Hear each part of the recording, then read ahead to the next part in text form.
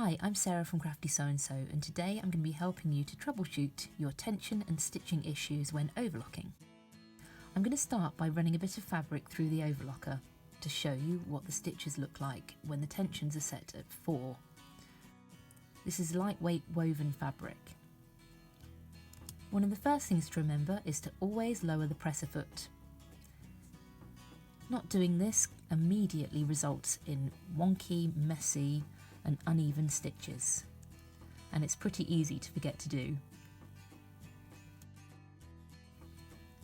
As you can see on this lightweight woven fabric, the stitches are a little bit curly at the top. On the back you can see that the looper threads are slightly raised away from the edge of the fabric. You can also see that the 2 rows of stitching here in yellow and in pink are the needle threads. To reduce the looseness of the lower and upper loopers, we're just going to increase the tension ever so slightly from 4 to 5 on both the lower and the upper looper. We'll then run the fabric through the overlocker again to check the stitches, and as you can see, with just a small adjustment, that's looking much better. You can keep making these small adjustments, tweaking a little. Keep running your piece of sample fabric through the overlocker until you're happy with the finish.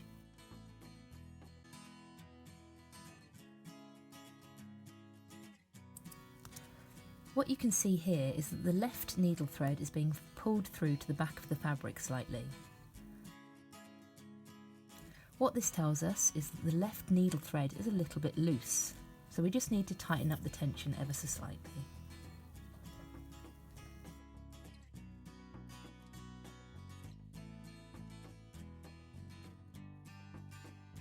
One last whiz of the test piece of fabric through the overlocker.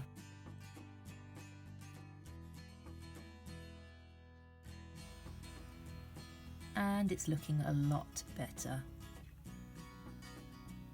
No more loops or pulls, and I'm happy that it's going to look great on my finished garment.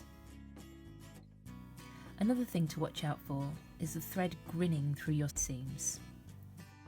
If the left needle thread is loose, this is what it will look like on the outside of your garment. Tightening up that left needle thread will immediately stop any of this grinning and keep the threads and stitches nice and tight. If you do find that your tension issues continue, it's a good idea to check that the threads are fully engaged with the tension dials. Hold the threads at the top and bottom and give them a gentle tug to make sure that they are fully in the tension dials. If they're not fully engaged in the tension dials, it means the threads aren't receiving the right amount of tension information, and this is very important to achieve a nice even flat stitch. Another thing to consider is the stretch amount of your fabric. If your fabric has a high percentage of elastane or a high amount of stretch, you will find that it might stretch out as you sew. Here I've got some viscose elastane jersey, and as you can see it's pretty stretchy. I'm expecting this to stretch out quite a bit as I sew it. Overlockers have 2 sets of feed dogs, front and rear, which pull the fabric through the machine. When set to the default of 1, both feed dogs move at the same speed, and sometimes this, coupled with the pressure of the presser foot, can cause stretched out seams on knit fabrics. When the differential feed is set at greater than 1, the front feed dogs move faster than the rear feed dogs, gathering the fabric slightly as it's sewn. This helps to prevent rippling. Most overlockers include a differential feed dial, which can be increased in small increments. Always test the stitching on a scrap of fabric before sewing your garment.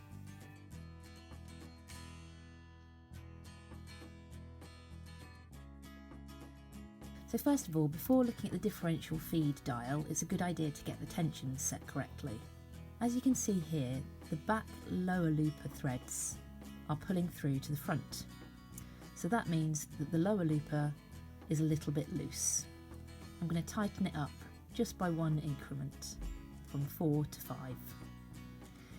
You can also see that there's a little bit of channeling. This is created when the needle threads are a little bit tight.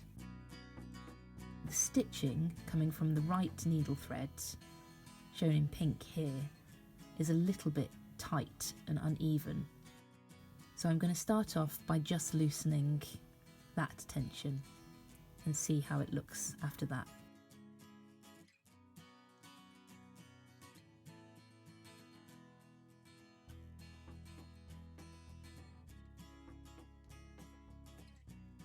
Lovely, that's looking so much better.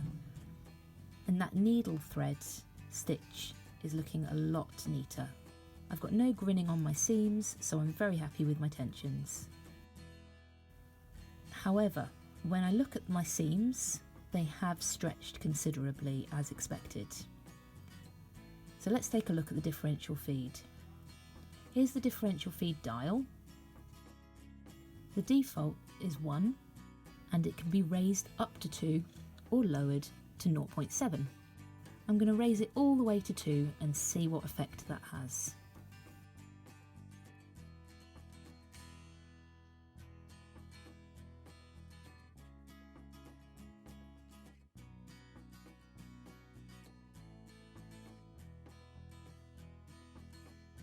So now my seams definitely aren't stretched, but they're a little bit over-gathered and condensed.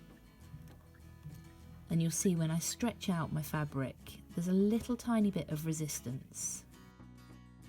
So I'm just going to decrease my differential feed a little.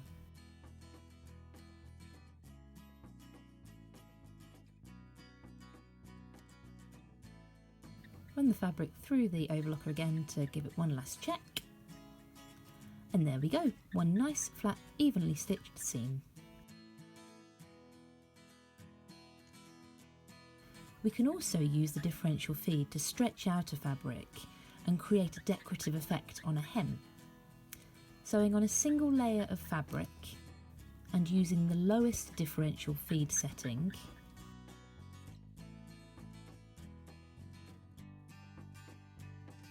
I'm slightly pulling the fabric towards me as I sew to stretch it ever so slightly.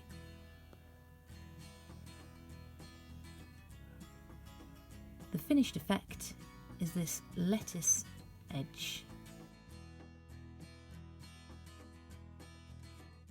which is particularly effective when combined with a rolled hem stitch setting. I'll show you how to do a rolled hem in the next video. Finally, what do you do if your needle breaks or you need to change the needle for a different type of fabric? Well, first of all, you're going to need this handy little tool. It's a miniature Allen key and it goes into one of the little screws on the needle bar.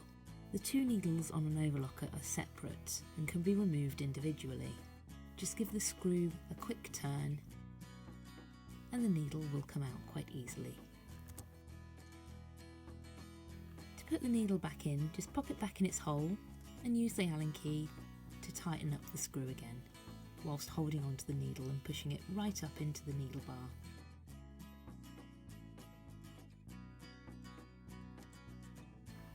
You'll probably notice that one needle sits slightly higher than the other. This is deliberate. The two screws are placed one on top of the other, and as you can see, one needle protrudes out of the top of the needle holder slightly more. Another thing to note is that you'll find a handy little tool holder inside the cover of your overlocker. Here you'll find a space to keep your Allen key, a space to keep your stitching finger when you're not using it. We will discuss the purpose of this in our rolled hem video. And there's also a little slot to keep a pack of needles. I hope you've enjoyed this video and found it useful and interesting. Please join us for our next video on how to create a neat, narrow, rolled hem using your overlocker.